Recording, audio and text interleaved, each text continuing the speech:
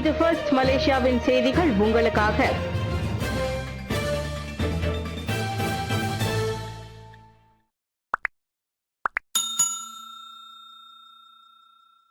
Negeri செம்பிலானில் அதிரடி அரசியல். பாரிசானுடன் இணைந்து ஆட்சி அமைக்க பெரிக்கத்தான் தயார். நெகிரி செம்பிலான் மாநிலத்தில் அரசியல் நெருக்கடி ஏற்பட்டுள்ளது. அங்கு பாரிசான் நேஷனலுடன் இணைந்து புதிய மாநில அரசாங்கத்தை அமைக்க தாங்கள் தயார் என பெரிக்கத்தான் நேஷனல் அறிவித்துள்ளது.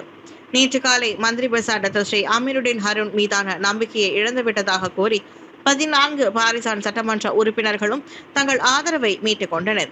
நெகிரி சமஸ்தானாதிபதி துங்கு முக்ரிஸ் துவாங்கு முனாவிரை பதவியிலிருந்து நீக்க முயற்சிக்கும் 4 தலைவர்கள் தொடர்பான நெருக்கடியே இந்த முடிவுக்கு காரணம் என நெகிரி செம்பிலான் ஆம்னோ தலைவர் ஜலாலுடின் அலியாஸ் தெரிவித்துள்ளார்.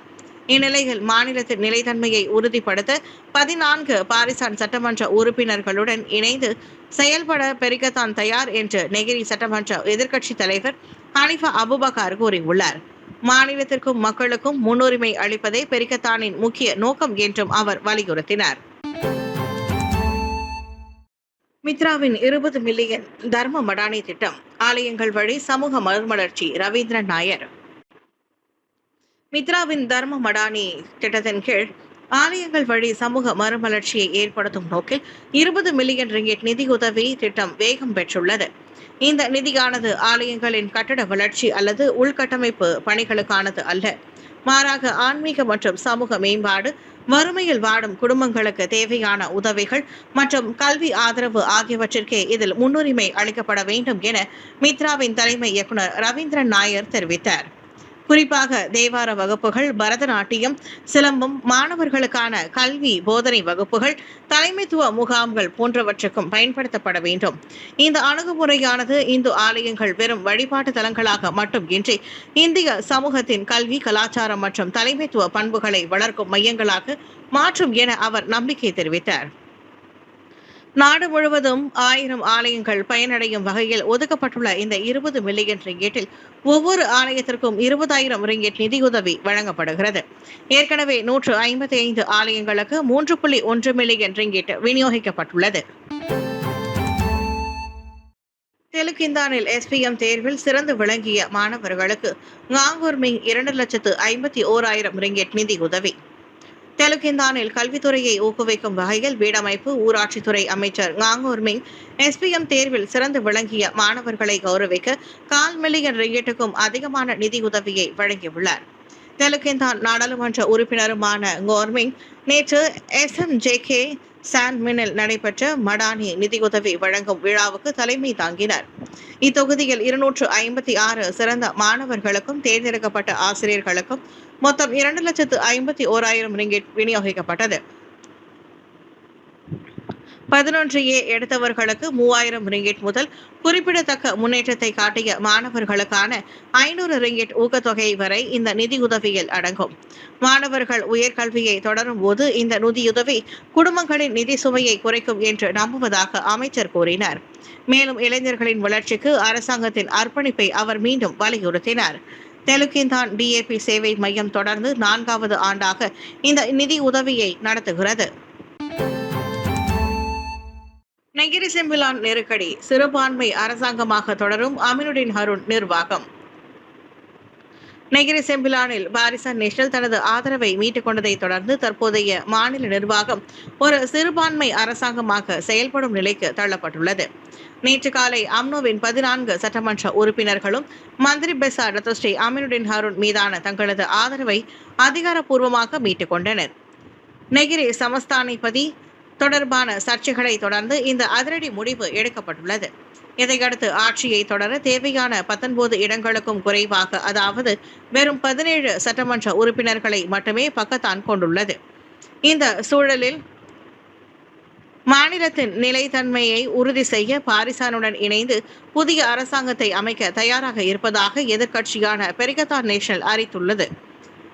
அதன் வசம் 5 இடங்கள் இருப்பதால் மொத்தமாக 19 இடங்களுடன் அங்கு பாரிசான் பெரிக்கத்தான் அரசு அமைக்க முடியும்.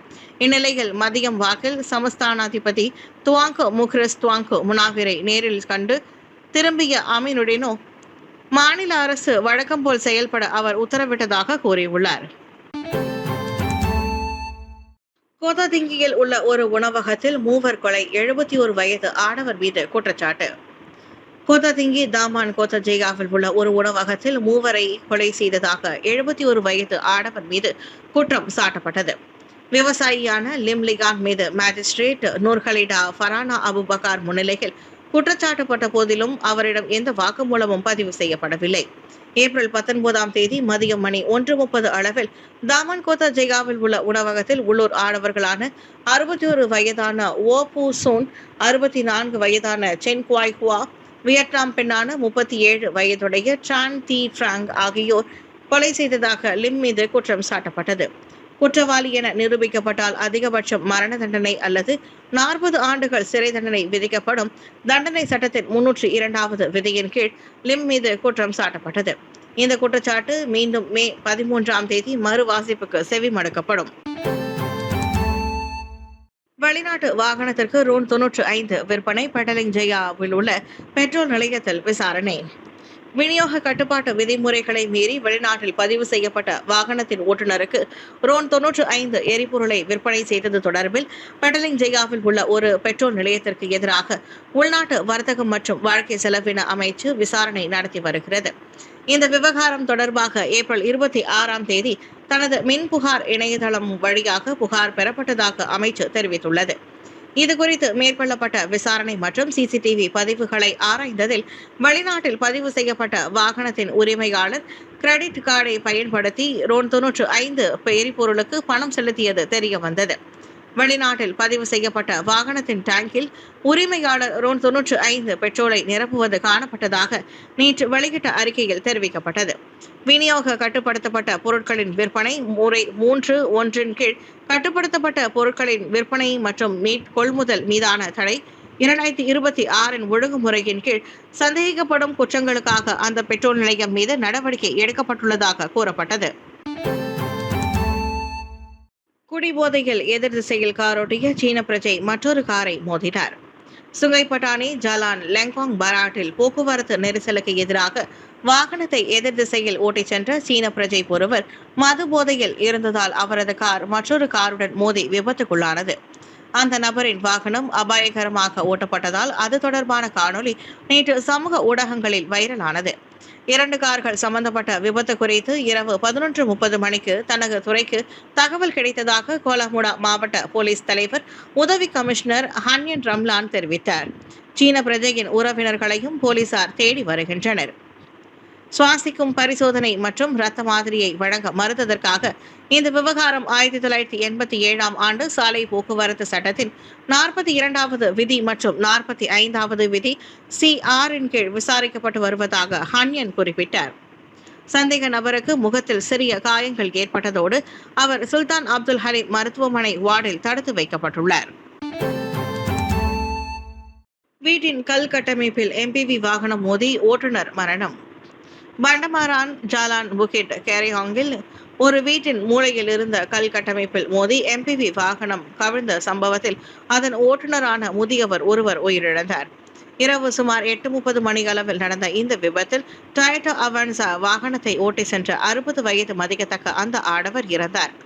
சம்பவத்தில் நடந்த இடத்தில் பல நபர்கள் வாகனத்தின் கண்ணாடியை உடைத்து அதை தள்ளுவதை காட்டும் காணொலி ஒன்று சமூக ஊடகங்களில் வைரலாகி பரவி வருவதை தனது துறை முன்னரே கண்டறிந்ததாக தென்கலான் மாவட்ட போலீஸ் தலைவர் உதவி கமிஷனர் லிம்ஜிட் ஹியே தெரிவித்தார்.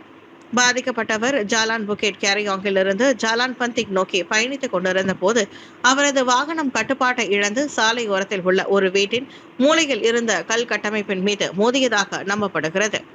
இந்த மோதலால் அந்த வாகனம் ஒரு கால்வாய் ஓரத்தில் பக்கவாட்டில் கவிழ்ந்தது. வாகனத்தை நகர்த்த முயன்ற பொதுமக்களின் செயல்களால் அந்த வாகனம் பாதிக்கப்பட்டவருடன் கால்வாயில் விழுந்தது.